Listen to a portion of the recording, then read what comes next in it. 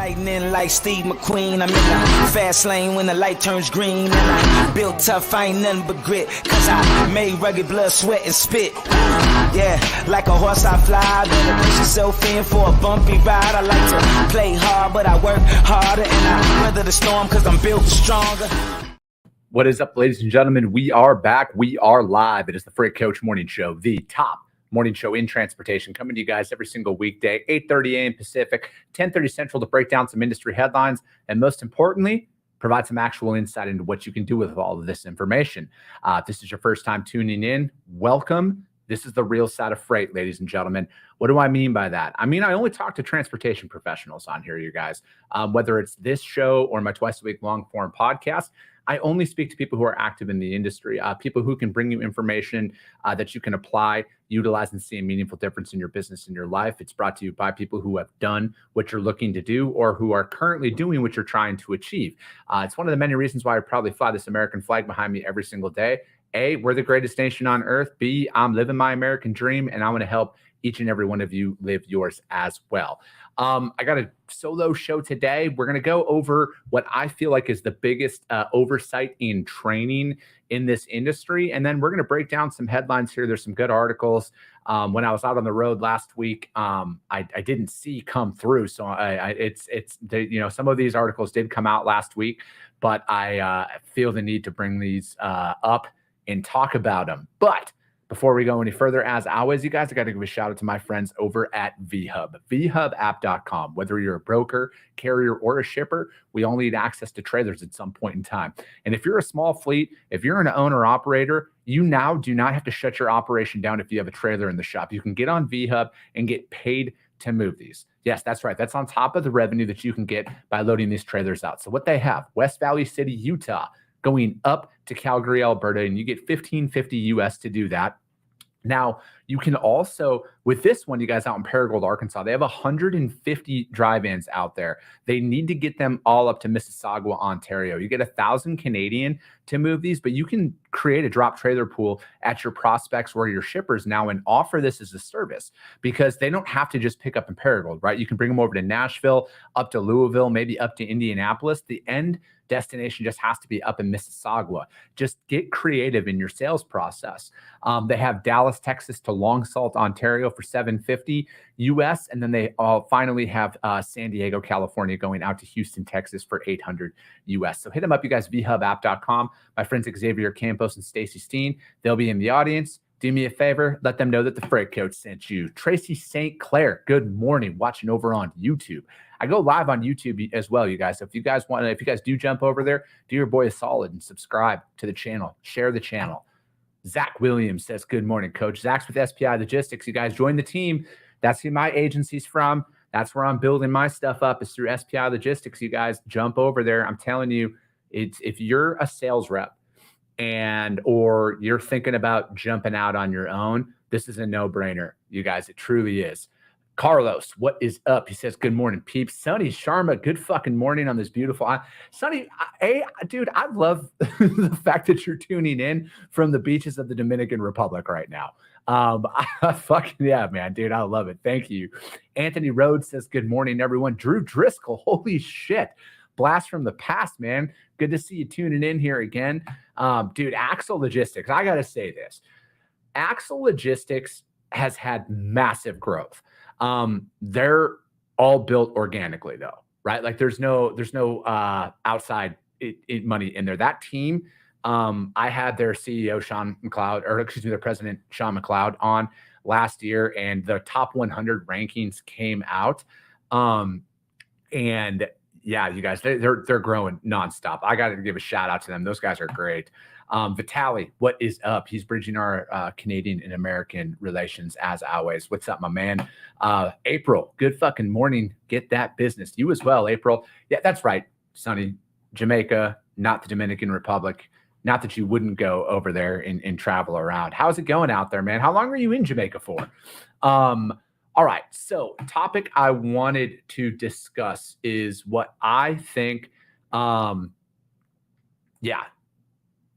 Drew says, no private money, just good people helping others, moving and shaking. If you get questions, holler at me.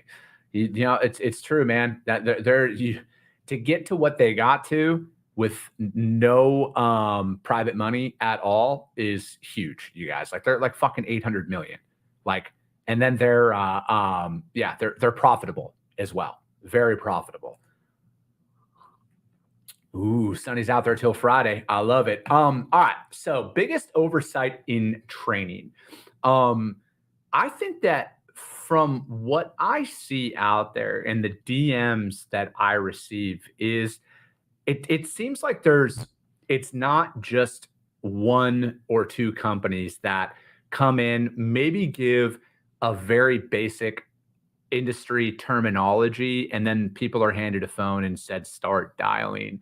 And I think like, obviously, if a lot of you guys who follow me know I'm all about the niche. I'm all about, selling in one sector. What I'm doing at Freight Coach Logistics is we're open deck, we're heavy haul, we're building materials, we're construction equipment, we're specialized freight, right? Like that's our jam. I've been doing this for a long time now. This is the industry that I know. Not saying that I can't do other things, but as you're building a book of business, you want to go after a singular area of focus. But on top of that, it's basic fundamentals.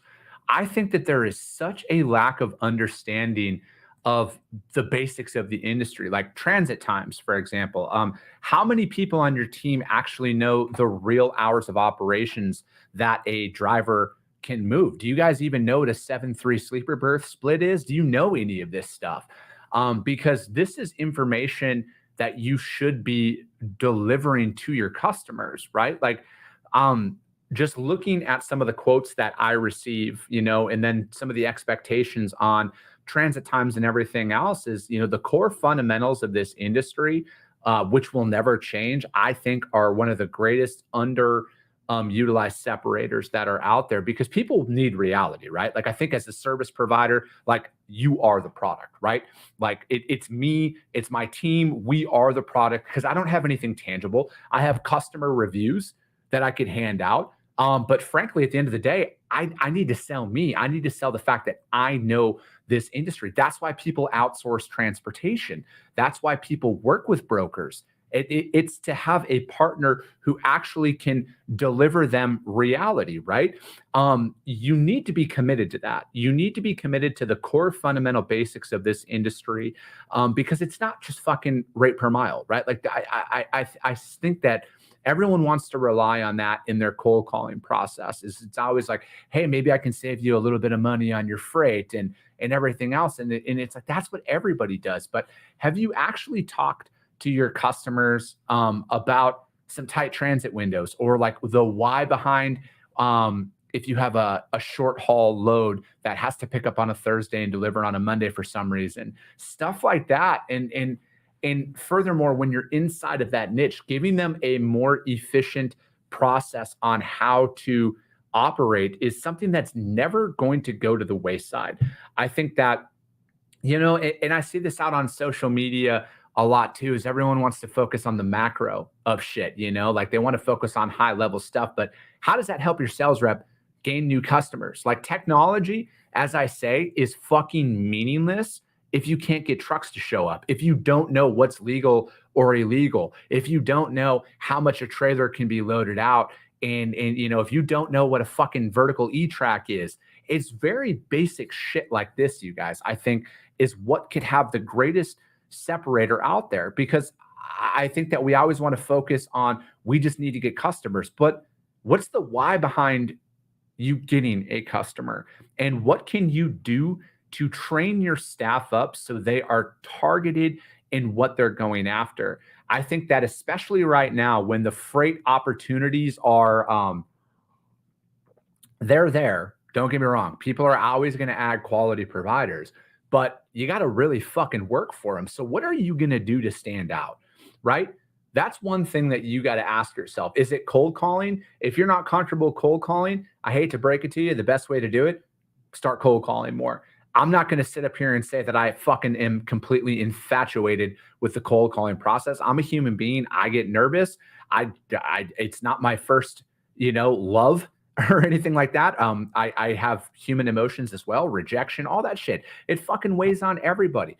And if somebody out there saying that it doesn't, as soon as you can realize that you're lying to yourself, you'll start having a little bit more success with it.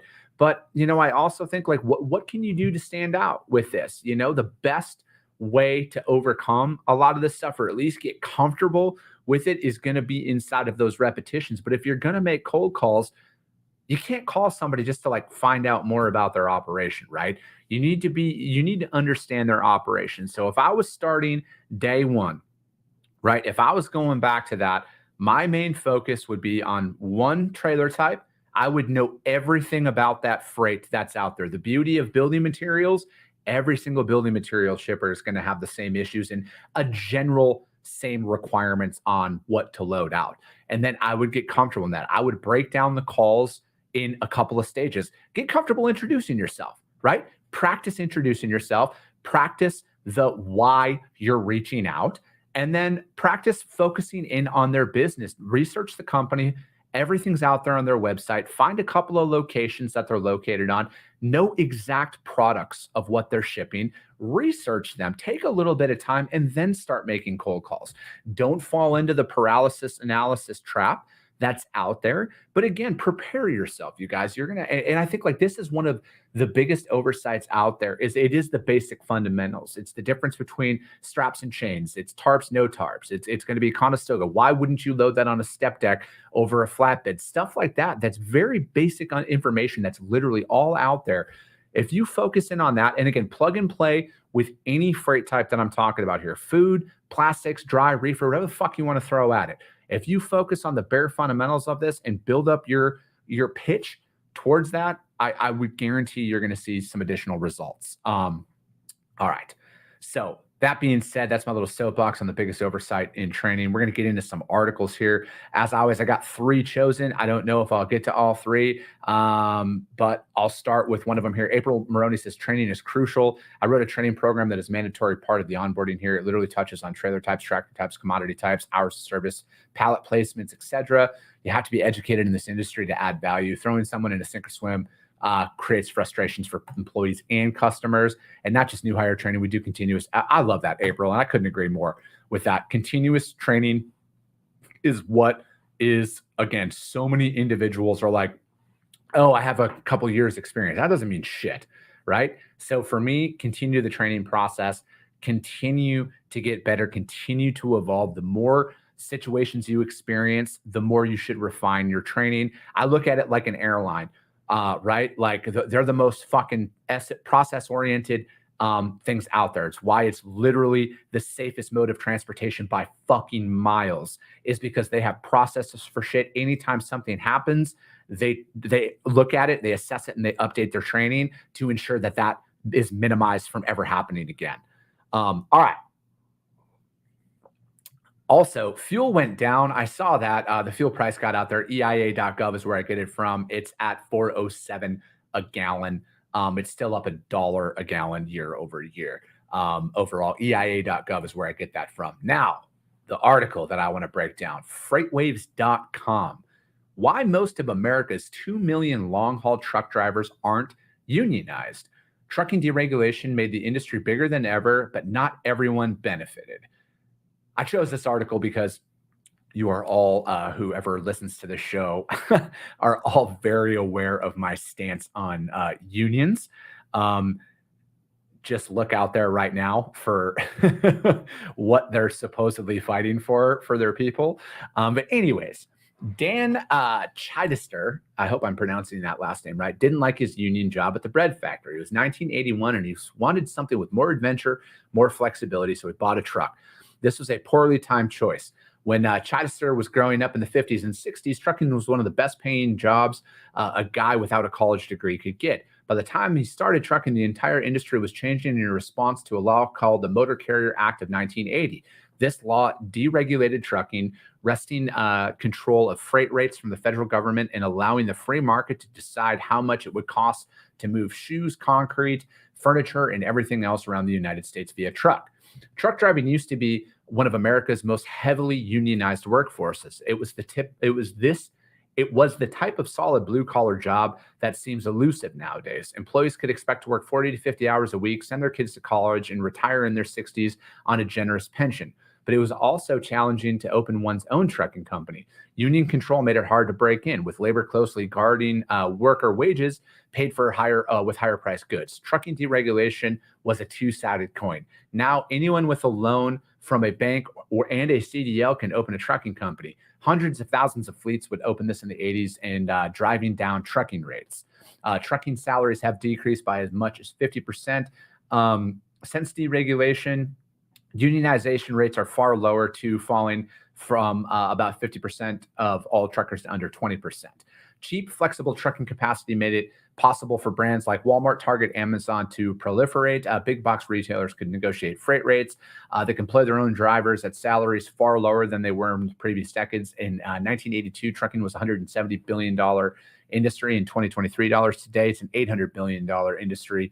Manufacturers and retailers shifted from rail to truck out there. Big businesses weren't the only ones that benefited. In signing the bill into law, President Jimmy Carter estimated that deregulation would save consumers as much as $28.4 billion in today's dollars. It sparked conversation on whether decent salaries and working conditions for would justify some higher prices out there. When he started, the best paying gig was hauling paint for $5,100 in $2023 from his native Michigan to Dallas. By the mid-1980s, when the free market began to take over, the rate had been cut in half. He still had to pay the same amount on his truck lease, maintenance, and fuel. Chinister believes that the system was regulated. Let me see. And then it also goes on to say, he's still working in his early 70s, isn't exactly a pro-union guy. Still, he's convinced that deregulation wasn't good for independent truck drivers. And even though his forebears argued for it, deregulation crushed the independent trucker. Being independent, I can't make any money. Okay, I'm going to go through a little bit more of this. Let me see here. The opposite of a free market, to understand why it was regulated in the first place, talking about the Great Depression. In response, the federal government passed this Federal Motor Carrier Act of 1935 outside of agricultural goods. It allowed the free market allowed just 17,000 trucking companies to rule the highways. Now the DOT counts 1.1 million for-hire carriers. All right, I'm just skimming over some of this, you guys. If you wanted to haul scrap metal, to find employment widespread, unionization helped those drivers out there. Let me see. A turn against the Teamsters. Not everyone was happy with the Teamsters' hold on the trucking industry. However, chief among its detractors was Mike Parkhurst, the founder of Overdrive magazine. As he told Time magazine in 1975, they aimed to wake the truckers up to the fact that they're slaves to a monopoly. Independent truck drivers like Parkhurst believed that existing scheme was designed to keep them out, which was in fact true. A highly regulated trucking industry kept rates and profits from high for companies, and it helped them drive impressive salaries and benefits to employees. Politicians weren't particularly happy with the regulatory scheme either. Presidents Truman, Nixon, and Ford all attempted to deregulate trucking, only to face strong Teamsters resistance. And all right, however, charts of American unions. All right, so okay, this is a long read overall. There's some good information in it. There really is. It's one of the better articles that I've read here lately. I think, so I don't speak for all independents, owner operators and stuff out there. For those of you who aren't aware, my father, I come from a family of truck drivers. Family's been in the industry for 100 years, damn near at this point. People are independents and work for themselves because they don't want to fucking deal with other people, right? Like, I can speak for my father. He fucking hated the Teamsters. He said they were a fucking joke. He benefited. He was an owner operator. He was an independent. He literally started driving in 1976 after he got out of the Army. He started his own trucking company in the early 80s. He built it up. He did all of that as a fucking independent. Deregulation benefited my father immensely. It gave him an opportunity. He did not want to be a part of a fucking union, a union who doesn't necessarily have the driver's best interests in mind.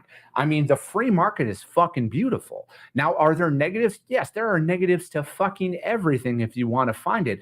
But I want to focus in on what the article really started off at. How many people out there got into trucking because they didn't want to go to college, right? How many people out there were like my father who didn't go to college, exited the militaries post Vietnam, and got into trucking because that was a fucking opportunity to make a lot of money doing it for himself.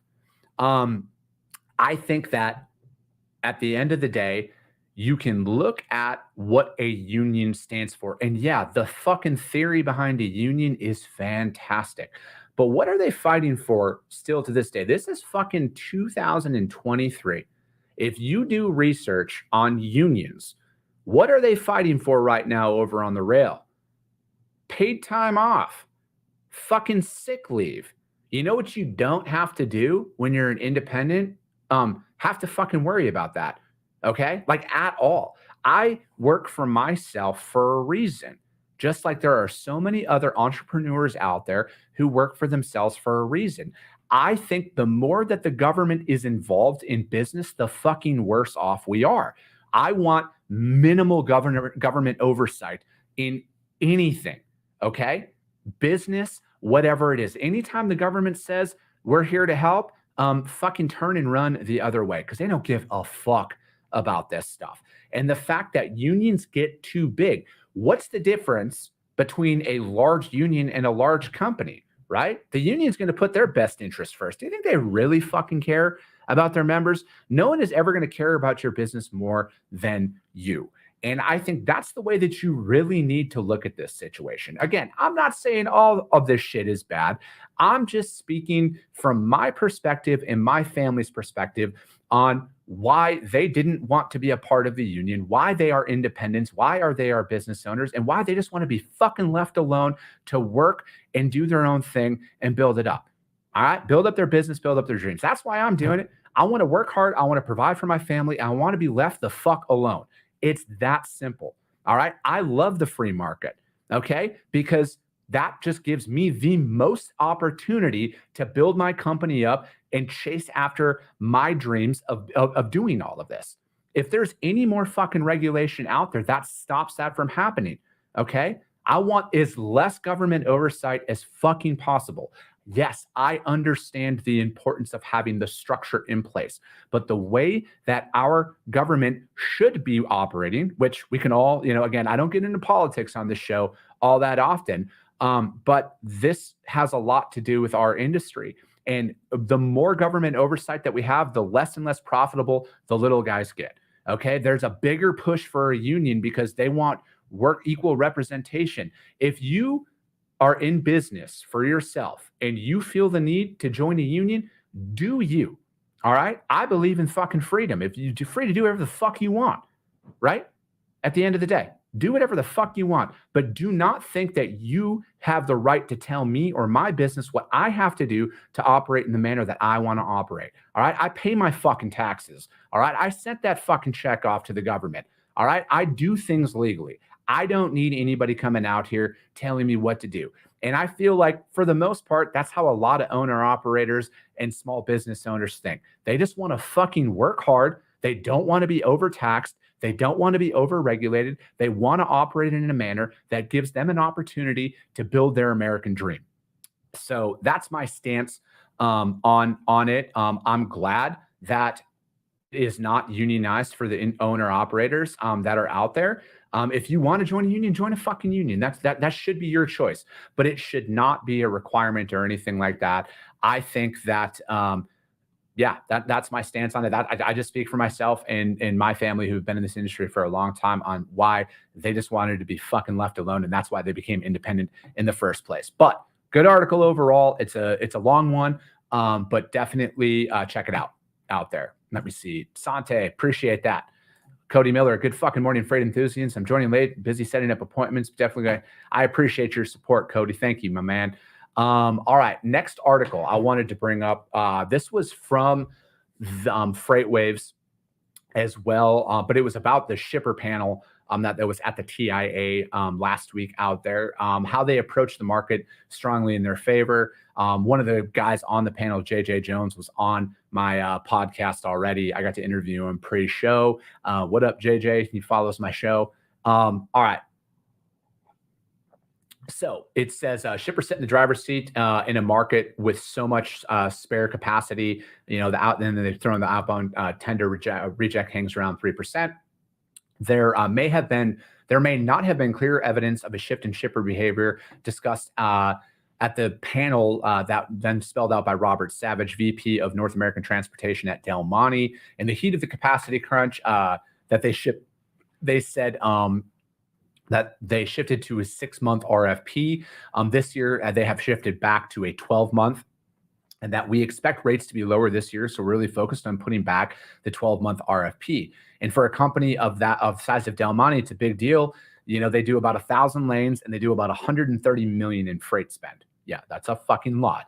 The other extreme was from JJ Jones, my man who's on there. He was a chief supply chain officer, and they removed the RFP process entirely. They brought their list of providers down to 18 total providers. And they said of those, 5 are handling the vast majority of their freight. And he goes on to say that, so we're really building a proactive relationship instead of one that is reactive. He said that they will study this non-RFP approach on how it works from their overall customer success, and they'll decide if they want to repeat it in 2024. The shippers are in a strong position, and they know it. There were several references to the sheer number of phone calls and emails they receive from brokers, and in some cases, carriers seeking business in a soft freight market. Savage used the term bombarded. And with that position comes the ability to be more aggressively seek what they some brokers don't try and build relationships with carriers. All they're doing is taking a load and posting it, and then posting it, said Jones said, emphasizing the difference between service and deal chasing. And I want to talk about that. The bombardment that they're talking about here, I don't think that ever goes away. I think when people have more opportunity in a busier freight market, they're not as reaching out as much. But I think that a lot of individuals were, to JJ Jones's point there, was if you just fucking call a shipper and your entire intention is to take that, post it up on a load board, and if you don't get it, fail and come back and just give the load back, that right there, that is why you're going to work yourself out of so much business, because they talk about, a win-win-win, right? The broker has to win, the carrier has to win, and the shipper has to win. That's how a relationship works. It's not how do I benefit from this, and then that's your main prerogative. Let me see. I mean, obviously the conference was sponsored by brokers. That's what the TIA is. It's Transportation Intermediaries Association. It represents freight brokers. So that, at the end of the day, this was a great panel. This is a good synopsis of the panel itself, you guys. And I would highly recommend reading this because, again, you need to find more information from the people who are deciding if they're going to work with you based on your outreach, whether that be a cold call, whether that be a cold email, if you're going out there. Do not be deterred. Every shipper I have spoken with, offline, on my podcast, they all agreed they will always set up a quality provider. Okay. So if you're in the thick of things and you're getting the rejections and the non-response, which I'm getting that right now, I'm not going to fucking lie to you guys. I get just as much rejection and just as much non-response as you guys all do. All right. But when you get in the door, right, and you're quality and you're that badass, like we all want to tell ourselves that. I fucking tell myself that every single day. You're going to be just fine. People are still onboarding.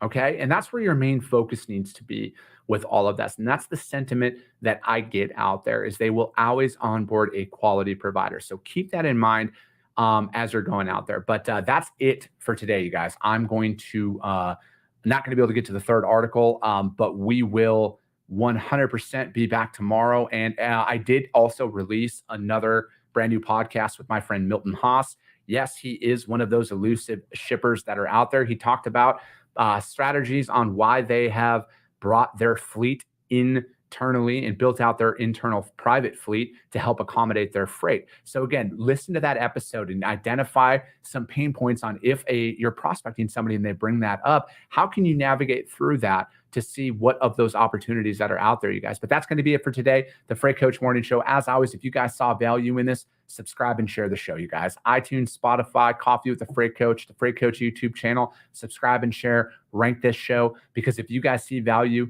your network's going to see value in it as well. I appreciate you guys. I love you guys, and we'll be talking to you soon.